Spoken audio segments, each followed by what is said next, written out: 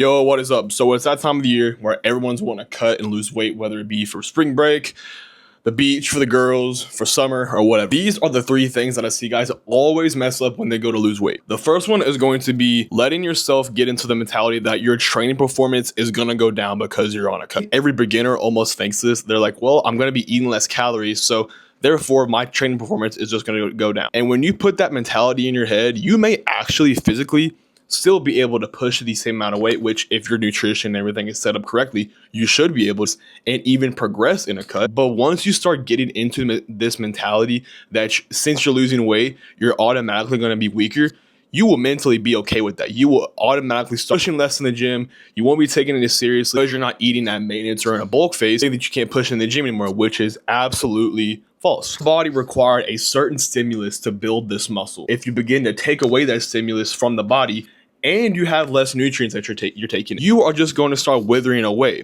You may start losing scale weight, sure. Start losing some fat, yeah. Also going to be losing muscle, and that is the last thing that we want to do when we're on a cut.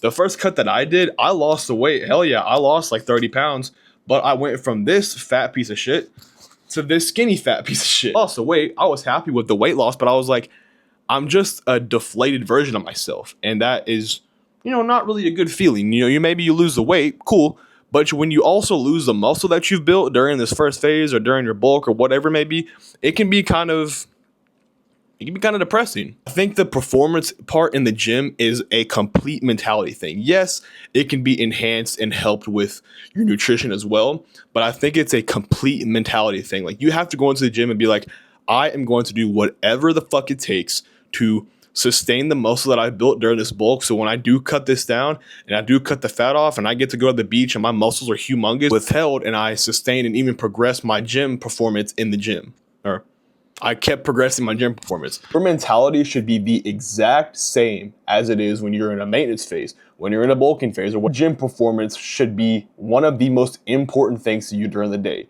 You need to go in there with the intention of retaining your muscle and even increasing your performance at all means necessary. The way to do that at your best ability is going to be my second point, and it's going to be applying a cyclic approach, a carb cycling approach, a calorie cycling approach, whatever you want to call it, to your diet. Instead of having just one base diet plan that you follow all throughout the week, I love for my clients and for myself as well to have an up and down cyclic approach to my calories, typically only my carbs. Whenever you're making a calorie cycling approach for yourself, always just cycle the carbs. I think this is the carbs and maybe the fats on like a rest day.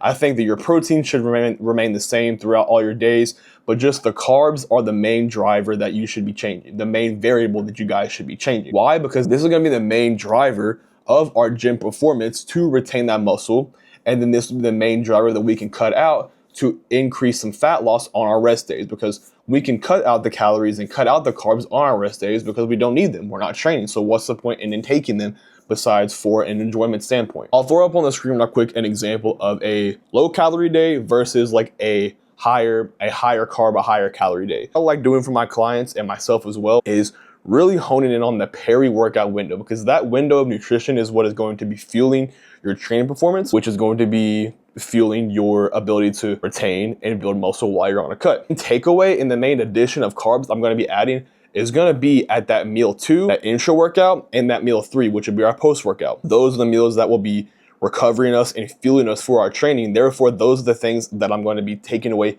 and adding from all my cyclic approach. When you do it like this, you're able to fuel that training performance, recover from the session, to fuel the session to perform. Then on the days that you aren't training, you can just take them out. The main takeaways for a calorie cycling approach, if you're going to apply this yourself, is just worry about the carbs. Maybe you can pull and push with the fats a little bit to maybe feel a little more satiated on your rest days. But the main thing that you need to be worried about is the carbs. That's really it. Leads me into my third point, which is instead of just lowering your calories every single time that you maybe stall out or you're not losing weight for a week, possibly changing the composition of your meals. And what that means is changing the food sources that you are using to where you can have more volume of food for less calories. What that could look like is maybe changing your source of protein from a beef or maybe a higher fat option to something like maybe a white fish, a ground turkey, a chicken, or something like that. It could be from switching from cream of rice and rice to maybe like potatoes and oats. For example, I think 100 grams of banana is like 100 grams of banana is 88 calories and 21 grams of carbs. So if you wanted to switch that out for the same amount of volume of food, so the same amount of girth in the bowl, essentially, for strawberries, you can get 100 grams of strawberries for 33 calories and 5 grams of carbs. That same amount of weight will make you feel the same amount of fullness, satiation, whatever you want to call it, for 33 out of 88, 90 pretty much is like a third of the calories. Favorite like comparison I like doing for carbs is jasmine rice or like a rice-based product compared to like potatoes. So for example, for 200 grams of cooked jasmine rice, you get 260 calories for 55 grams of carbs. Now, in the same amount of weight, I keep reiterating that, the same amount of weight, so you're going to be feeling the same amount of satiation, even more so with like a potato because it has a little bit of fiber in it, so you'll probably feel even more full on this. But with 200 grams of cooked white potato, you get 184 calories for 38 grams of carbs. You get 200 grams of potato for 185 calories. You get 200 grams of rice for 260 calories. So that's almost 100 calories more for the same amount of weight. Basically, if you can find these little switches to where you can keep the same amount of food weight for less calories, one change that you can make to your diet instead of just keeping in 96.4 beef and keeping in the rice, but then just cutting them down to like 50-gram portions.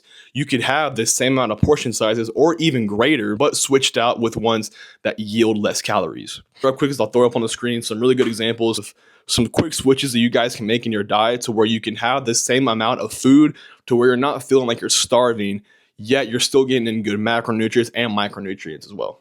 Screenshot if needed. Instead of just lowering your food every single week, which will in turn have a decrease of gym performance, you can just change up the meal composition to where you're still getting an adequate amount of nutrients, carbs, whatever, for less calories, so you can still push fat loss while still maintaining your training performance. Because like I keep coming back to, that is what is going to maintain that muscle, and that when you get cut down and lose the fat, you're going to look bigger and you're going to look better. It could even be a fourth point that I make that I don't really want to dive into right now, but is don't get fixated on the scale. That could be for bulking, that could be for cutting, but cutting for sure, because it's like if you drop 7 pounds every single week, that is not all just fat. And that's really the last thing that you want to do if you're cutting for, I don't know, the beach or for spring break or for summer or whatever, is you want to have the muscle. And the only way that you're going to retain that muscle is by maintaining your training performance. The best way to do that, in my opinion, cyclic diet approach, where you have high days to where that can fuel your training, and you have these low days, which will push fat loss a little bit harder. The second way that you do that is by changing up your meal composition as well, to where you're still getting in an adequate amount of carbohydrates